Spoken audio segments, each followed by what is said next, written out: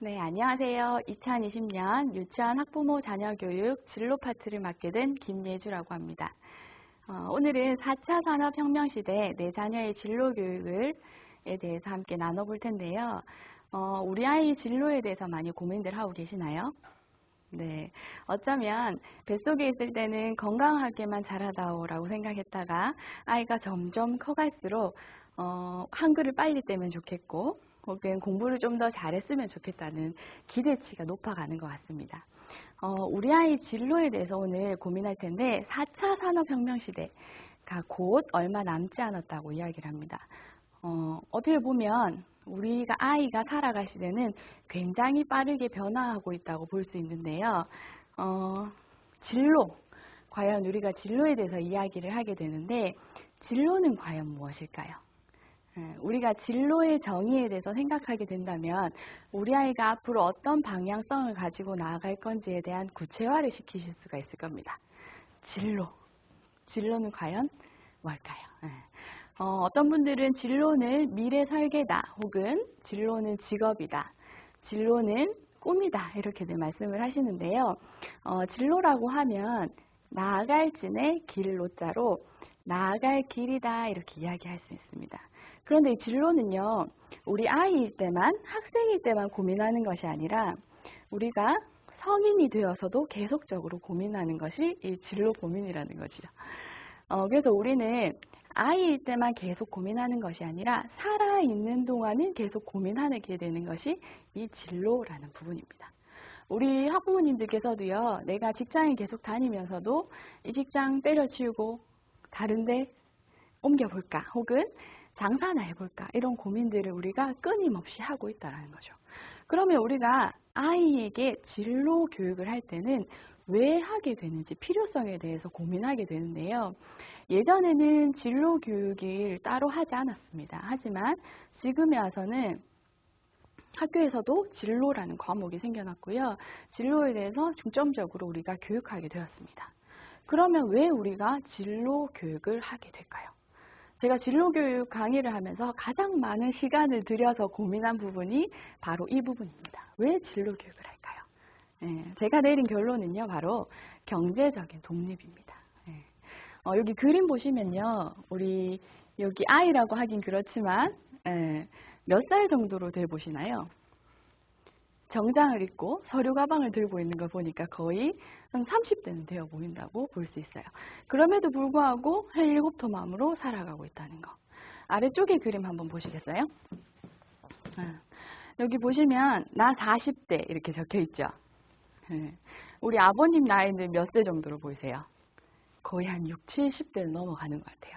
우리 아이가 이렇게 성장함에도 불구하고 우리가 계속적으로 아이를 독립시키지 못하는 부분들이 꽤 많이 있다는 거죠. 우리가 과연 몇 살 때까지 우리 아이를 뒷바라지 해줄 수 있을까? 이것이 어떻게 보면 우리에게 가장 큰 숙제 중에 하나인 것 같습니다. 몇 살 때까지 우리 아이 뒷바라지 해줄 수 있으시겠어요? 저 같은 경우에는 제가 결혼한 지 9년째고요. 5살 딸이 있습니다. 근데 제가 임신을 조금 늦게 했는데요. 임신을 해서도 강의를 하러 다녔어요. 근데 그럼에도 불구하고 이 초기 때는 입덧이 굉장히 심했었거든요. 그때 제가 강의하러 운전을 하고 가는 길에 입덧이 시작이 됐어요. 그래서 한 손에는 핸들을, 한 손에는 봉지를 들고는 그렇게 강의를 하러 다녔습니다. 그리고 만삭 때까지 제가 강의를 했고요. 그리고 출산을 하고 100일 정도 되어서 다시 강의를 하러 나왔습니다. 이렇게 제가 열심히 살고 있음에도 불구하고 우리 아이 몇 살 때까지 제가 뒷바라지를 해줄 수 있을까요? 우리 부모님들께서는 몇 살 정도까지 뒷바라지 해주실 생각이신가요? 예를 들어서 대학 등록금까지? 혹은 대학 졸업 때까지? 혹은 뭐 취업할 때까지 내가 책임져 줄게 이렇게 말씀하실 수도 있습니다. 하지만 이 시기들을 결정할 때 아이들과 먼저 조율하는 것이 필요합니다. 그래서 아이들하고 엄마가 네 등록금만 내줄게 라고 조율이 됐다면 아이는 그때부터 준비할 수가 있겠죠. 혹은 엄마가 네 대학 졸업할 때까지는 내가 도와줄게 라고 했을 때 우리 아이가 또 어느 정도 준비할 수 있는 시기가 생긴다라는 겁니다. 그래서 아이의 독립을 준비하기 위해서는 아이와의 시기의 조율도 필요하다라는 겁니다. 그래서 어찌 보면 우리가 진로 교육을 하는 궁극적인 이유는 경제적인 독립 혹은 사회적인 독립을 위해서 한다고 저는 생각을 합니다. 만약에 우리 아이가 와서요, 엄마, 나 그림 그리는 게 너무 재밌어. 나 화가 될래. 이렇게 한다면 어머님 어떤 마음부터 드세요? 이거 화가해서 돈은 벌 수 있을까? 혹은 엄마 나 피아노가 너무 좋아. 나는 음악가가 될 거야. 이렇게 했을 때 이거 자기 밥벌이는 할 수 있을까? 이런 고민들을 하게 된다는 거죠. 그래서 우리가 어떻게 하면 아이를 독립적인 아이로 키울 수 있을까의 고민이 첫 번째라고 생각이 듭니다. 한번 보세요. 자녀 취업 준비에 직접 관여한다. 그렇다가 46.5% 정도 됩니다. 자녀 취업 준비에 어떻게 관여하나 봤더니 취업에 대한 정보를 스크랩한다. 92.9%입니다. 그래서 우리가 취업을 하기 앞서서 어머님들의 관심도가 굉장히 크다라는 걸 볼 수가 있어요. 지원할 기업을 골라준다. 그죠? 38.4% 되고요. 이력서나 자기소개서를 함께 작성해준다. 요즘에는 이런 업체를 통해서도 이력서를 작성하기도 하죠. 취업 박람회에 동행한다. 이렇게 7.1% 되는데요. 요즘에 취업 박람회 뉴스에서 나오는 거 보시면 많이들 따라가는 모습들도 볼 수 있습니다. 면접장까지 따라간다가 3.0%입니다. 그래서 우리가 언제까지 아이의 뒷바라지를 해주고 함께 해줄 수 있을지 우리의 그 가장 큰 고민이 아닐까라고 생각을 합니다. 그렇다면 이렇게 빠르게 변화하고 있는 시대에 어떤 방식으로 아이들을 도와줄 수 있을까를 고민할 때 시대가 얼마나 빨리 변하는지 우리가 좀 알아야 되겠죠. 어머님들 시대가 빠르게 변화하고 있다는 사실이 좀 느껴지시나요? 제가 두 가지를 준비했는데요. 첫 번째는 내 아이가 만날 미래는 지금과 어떻게 다를지 깊이 생각해 보지 않았다. 또 한 가지는 우리 아이가 만날 미래는 지금과 어떻게 다를지 궁금하다. 두 가지를 준비했습니다. 혹시 어머님들께서는 어디에 더 속하시나요? 네. 어떻게 다를지 궁금은 하다. 우리 아이가 살아갈 시대는 내가 살아온 시대와는 다르겠구나라고 인정만 해주시고 이해만 해주셔도 굉장히 유의미하다라고 볼 수가 있습니다. 어떻게 다를지 한번 보실 텐데요. 지금 2018년도 12월 1일부터 5G 시대가 열렸다고 이야기를 합니다. 아직까지 여러 가지 문제점들이 있지만 우리가 지금 쓰고 있는 이 폰이 거의 4G죠. 근데 쓰시는데 불편함 있으신가요? 저도 이걸 쓰고 있지만 굉장히 빨라요. 그래서 불편함이 거의 없습니다. 근데 4G보다 20배가 더 빨라진 속도이고요. 영화를 한 편 다운받는데 1초 정도 걸린다고 합니다. 뉴스 기사에 보면요. 90분짜리 영화를 다운받는데 0.16초가 걸린다고 이야기를 합니다. 이 5G, 인터넷 속도가 빨라짐으로 인해서 어떤 것들이 가능해지냐면요. 가상현실이 가능해지고요. 그 다음 원격 지원으로 시골에 있는 병원에서 원격 수술도 가능해진다는 겁니다. 그리고 자율주행 자동차. 지금도 시행을 하고 있죠. 지금 판교에서는요. 버스도 자율주행으로 시행하고 있다고 합니다. 또 한 가지는 사물인터넷. 모든 사물들이 인터넷으로 연결되어 있는 상황이라고 볼 수가 있습니다. 저 같은 경우에도요, 통신회사에서 나오는 그 진이라는 게 있습니다. 아침에 일어나자마자 제가 진이한테 말을 걸어요. 진이, 오늘 날씨 어때? 이러면 최저 기온은 몇 도, 최고 기온은 몇 도, 미세먼지는 뭐 나쁨입니다. 이렇게 이야기를 해줘요. 그러면 이제 우리 옆에 있던 우리 딸이 엄마, 오늘 미세먼지 나쁘대? 마스크 쓰래? 이렇게 이제 알려주기도 하죠. 그래서 가정에 있는 기기, 전자기기들은 물론이고 모든 것들이 인터넷으로 연결되어 있는 시대. 사실 지금도 가능하죠. 밖에서 보일러 껐다 켰다 할 수 있죠. 그리고 지금은 에어컨도 밖에서 껐다 켰다 할 수 있죠. 그래서 모든 사물들이 인터넷으로 연결되어 있는 시대라고 볼 수 있습니다. 근데 이렇게 빠르게 변화한 시대에 누가 더 빨리 적응을 할까요? 네, 바로 우리 아이들이 더 적응을 잘할 수 있다는 거죠. 또 한 가지 살펴볼까요? 직업은 어떻게 변할지 한번 보시면 좋을 것 같아요. 지금 우리 아이들이 가장 인기 있는 직업 중에 하나가요. 유튜버. 그렇죠. 그다음 크리에이터 이렇습니다. 그래서 우리가 예전에 생각했던 노동의 가치와 방법과는 굉장히 다르게 흘러간다고 볼 수 있습니다. 유튜버들은요, 여행을 좋아하는 유튜버들은 여행을 하면서 동영상을 찍죠. 그걸 올리니까 또 돈까지 벌 수 있어요. 또 아이들의 시선으로 본다면 또 먹는 걸 좋아하는 사람들은 열심히 먹어요. 먹방을 많이 찍죠. 그러면 또 나는 맛있는 음식을 먹었음에도 불구하고 돈까지 버는 이런 체제로 아이들 시각에 들어온다라는 거죠. 그리고 요즘에 그 인기 있는 그 래퍼 도끼라고 아시나요? 도끼는 저장료를 가지고 어마어마한 저장료를 가지고 살아갈 수 있다라는 겁니다. 그래서 우리가 경험한 시대와 전혀 다른 시대가 이제는 이루어진다라고 볼 수 있고요. 드론도 마찬가지입니다. 요즘에 드론 사업이 굉장히 발달한다고 볼 수 있는데요.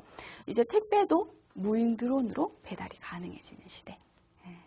그래서 드론이 발달함에 따라서 예를 들어 드론 조종사, 드론 개발자, 드론 디자이너, 드론 수리공 해서 등등등 다양한 직업군들이 또 다시 생겨날 수가 있겠죠. 이렇게 빠르게 변화하는 시대에 나는 어떤 부모인가요? 이렇게 빠르게 변화하는 시대에 나는 얼마나 적응할 수 있을까요? 어떻게 보면요, 부모는 구형 내비게이션이다라고 말할 수 있을 것 같습니다. 지금은 차를 사도요, 내비게이션을 따로 달지 않죠. 요즘에는 스마트폰과 연결이 되어서 내비게이션도 됐다가 음악도 듣다가 다른 여러 가지 기능들을 쓸 수 있고 따로 내비게이션을 구입해서 다는 경우가 드물어졌다는 거죠. 근데 그럼에도 불구하고 우리는 예전의 경험치, 예전의 생활을 가지고 아이들에게 강요할 때가 굉장히 많이 있다는 겁니다. 4차 산업혁명 시대는요, 우리의 경험치가 아이들에게 전달되기보다는요, 아이들에게 배우는 시대라고 볼 수가 있습니다.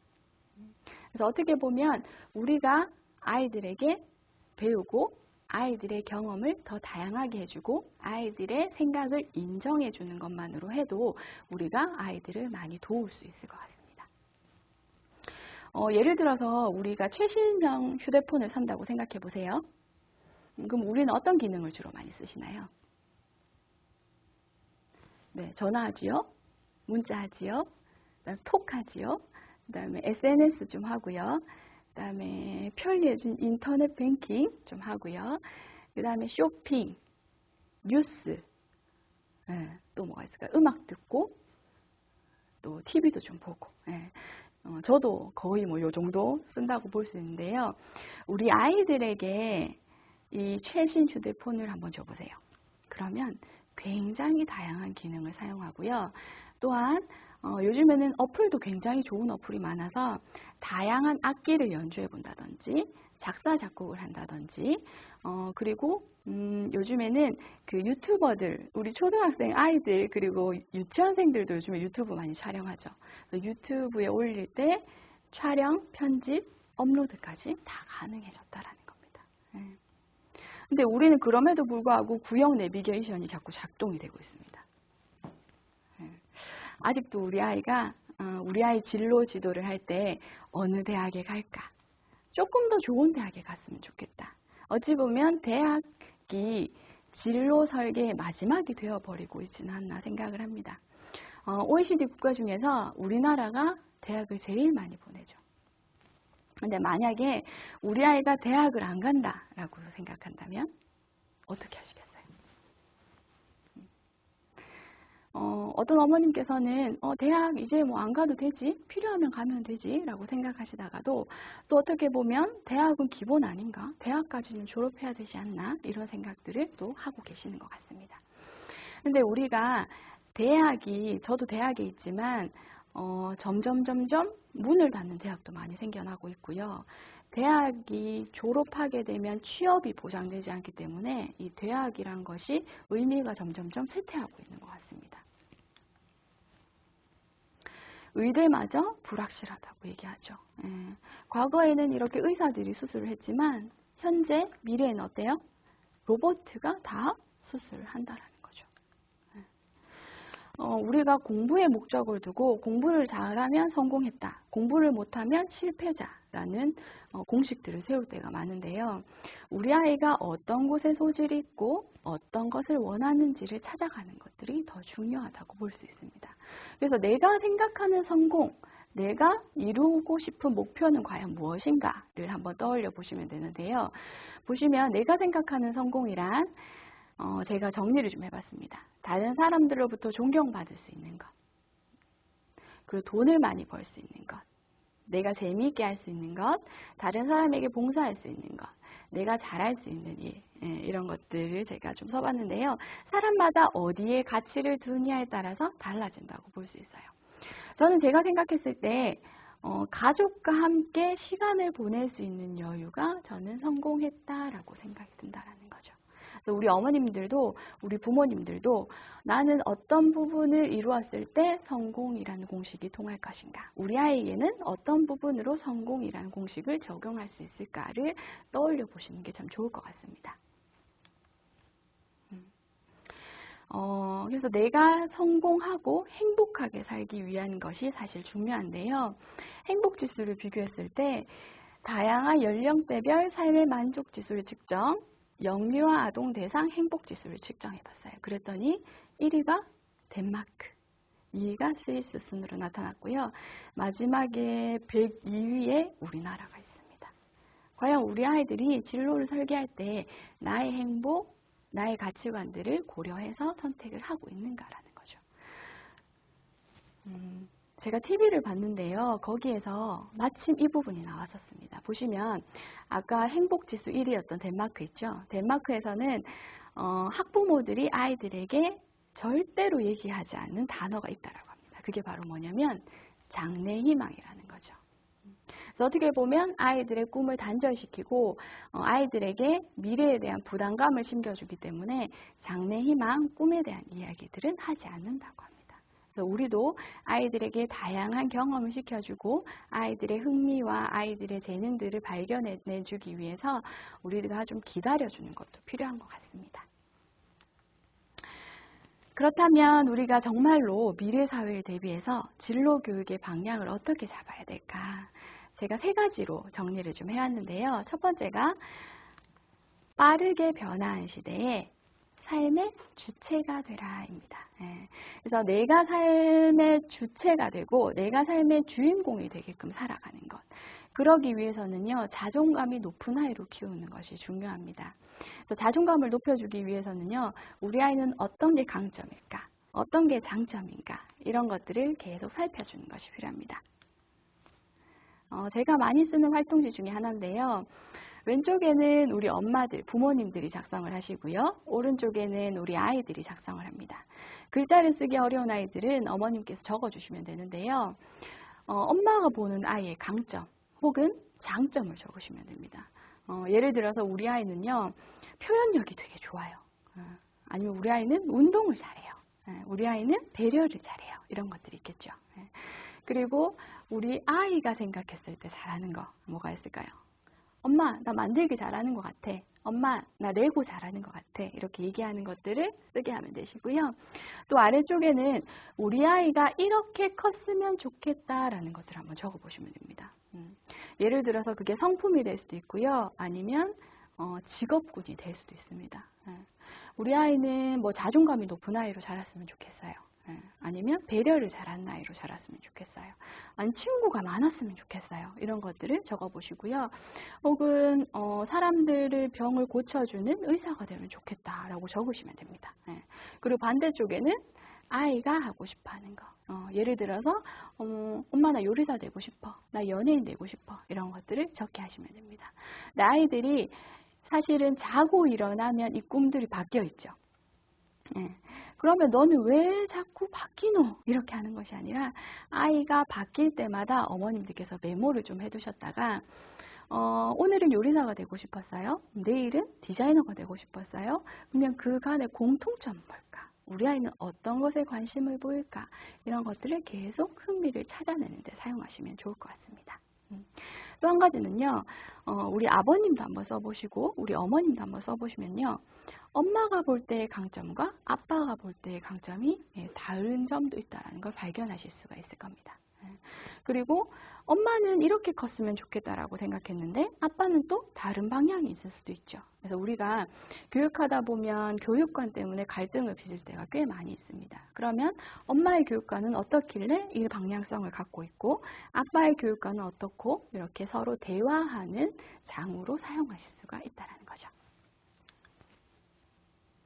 또 한 가지는요, 제가 아이들하고 가장 많이 쓰는 활동지인데요. 그냥 종이에다가 아이들에게 손을 이렇게 본따서 그리게 합니다. 그리고는 마음에 드는 손에는 장점을 쓰고 그 다른 손에는 단점을 쓰게 해요. 그럼 손가락이 5개니까 장점 하나, 둘, 셋, 넷, 5개를 씁니다. 우리 아이들이 그러면 장점을 잘 쓸까요? 단점을 잘 쓸까요? 네. 유치원생들은요, 장점을 잘 씁니다. 하지만 초등학교에 올라갈수록 아이들이 단점을 더 잘 쓴다는 거죠. 엄마 나 달리기 못해요. 운동 못해요. 받아쓰기 못해요. 수학 못해요. 영어 못해요 하면 5개? 금방 끝나죠. 그래서 아이들이 자존감이 계속 떨어지고 있는 거 볼 수가 있어요. 그래서 계속적으로 어머님들께서 아이들이 잘하는 걸 스스로 찾을 수 있도록 도와주시는 것이 필요하다는 거죠. 근데 우리가요, 아이들의 장점을 많이 볼까요? 단점을 많이 볼까요? 단점을 많이 보게 됩니다. 이렇게 보고 있다가 니 수학 잘 못하네. 엄마 수학학원 보내줄까? 이렇게 되죠. 또 이렇게 보다가 너 몸이 허약한 것 같은데 엄마가 태권도 끊어줄까? 이렇게 되죠. 근데 어떻게 보면 우리가 아이의 못하는 것을 지적하기 위함이 아니라 어떻게 하면 부모로서 잘 도와줄 수 있을까를 고민하다 보니 장점보다는 단점을 보게 된다는 겁니다. 근데 우리 아이들은 이 좋은 마음을 알아요, 몰라요? 모르죠. 엄마는 내 단점만 얘기하고 지적만 하고 이렇게 생각할 수 있다는 거죠. 그래서 우리 아이들의 단점은 좀 넣어 놓으시고 우리 아이 장점만 많이 찾아주시는 것들을 통해서 우리 아이들의 자존감을 좀 높여주시면 좋을 것 같아요. 또 이것들을 해보실 때 하나 추천드리는 것은 우리 부모님 먼저 해보시는 것을 추천드립니다. 그래서 2손가락을 그려보시고요. 나의 장점 5개 한번 적어보시면 사실 적기가 쉽지 않으실 수도 있어요. 근데 내 장점이 뭐였더라? 이걸 떠올려 보시는 거죠. 우리 아이들에게 엄마 장점 뭐야? 이렇게 물으면요. 요리 잘해요.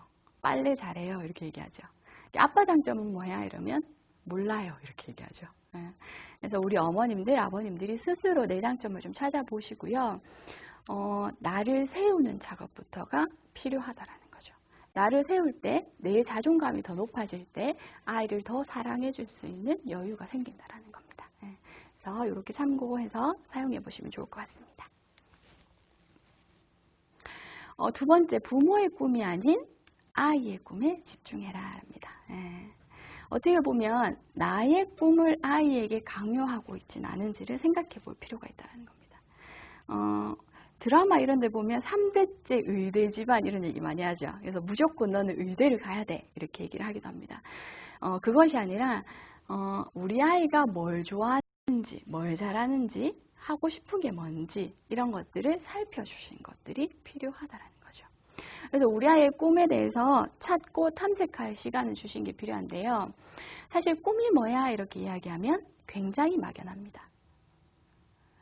어른인 저도 되게 막연할 것 같아요.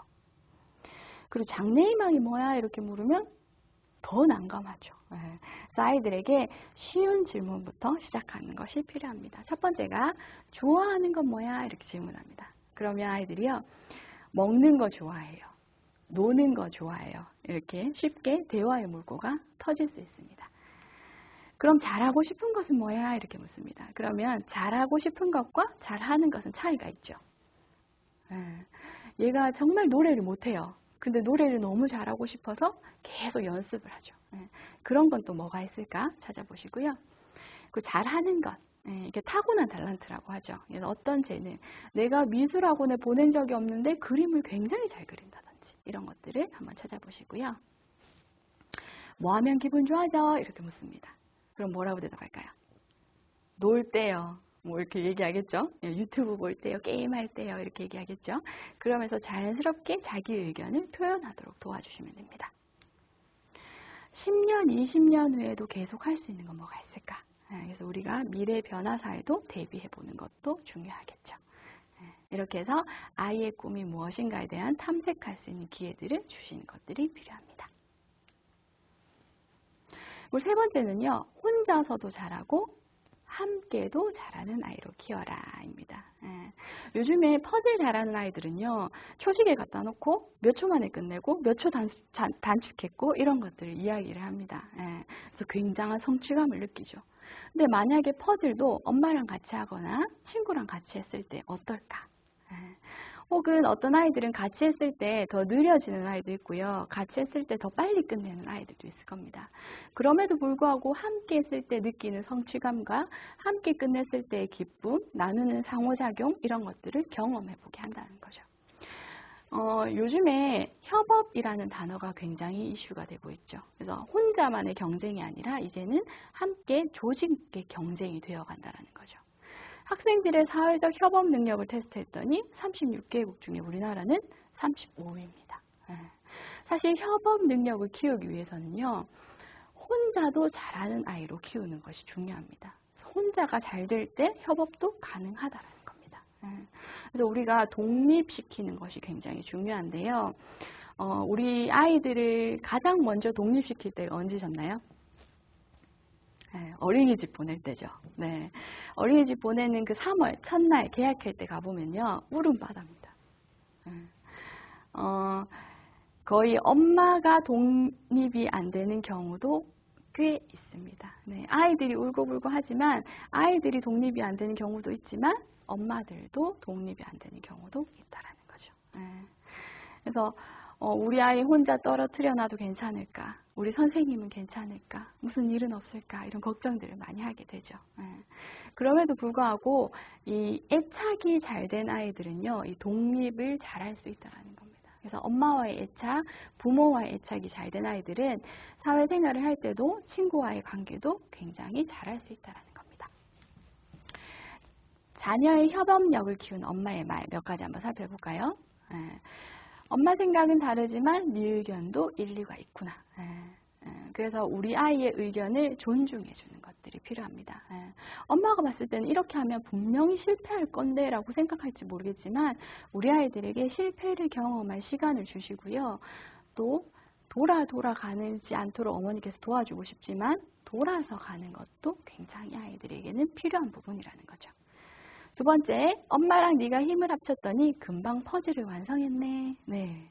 그래서 우리가 함께해서 느끼는 행복감, 경험, 즐거움 이런 것들을 아이들에게 경험시켜준다는 거죠. 세 번째는 집에 오자마자 컴퓨터를 켜달라고 하는 걸 보니 네가 많이 심심했구나. 이 말 하실 수 있으시겠어요? 유튜브 집에 오자마자 켜달라고 하면 켜주실 수 있으시겠어요? 네.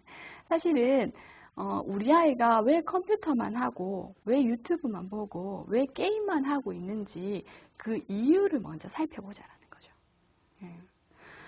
그래서 우리 아이가 예를 들어서 유튜브만 하고 있다면 게임만 하고 있다면 그것을 그만하게 하고 싶으시면 다른 어떤 매개체를 마련해 주시는 것들이 필요합니다. 예를 들어서 보드게임을 사준다든지 운동을 하게 한다든지 밖에 나가게 한다든지 다른 대안을 마련해 주실 때 이것이 가능하다는 거죠. 아이들에게 휴대폰만 보고 있죠? 휴대폰 그만해 이러면 어떻게 합니까? TV를 켭니다. TV 보죠? TV 그만 봐 이러면 어떻게 해요? 컴퓨터를 켭니다. 컴퓨터 그만해 그럼 다시 휴대폰으로 돌아오죠. 이 로테이션이 계속 돌고 있다는 거죠. 네 번째, 엄마 아빠는 네가 좋아하는 일을 하면서 살기를 바래. 이렇게 해서 격려하고 지지하는 말들을 많이 해주시는 것이 필요합니다. 그래서 미래 사회를 대비한 진로 교육의 방향은요, 빠르게 변화한 시대의 삶의 주인공으로 키워라. 두 번째, 엄마 꿈이 아닌 아이의 꿈에 집중해라. 그리고 혼자서도 잘하고 함께도 잘하는 아이로 키워라. 해서 이렇게 세 가지로 오늘 살펴봤습니다. 우리 아이들의 진로에 대해서요, 참 관심도 많으시고 걱정도 많으실 텐데요. 우리 아이들에게 다양한 경험과 기회를 많이 주시면서 아이들의 꿈들을 키워나갈 수 있도록 우리가 지켜봐 주시는 것이 참 좋을 것 같습니다. 네. 오늘은 여기까지고요. 우리 아이들과 오늘도 행복한 시간 보내시기 바랍니다. 감사합니다.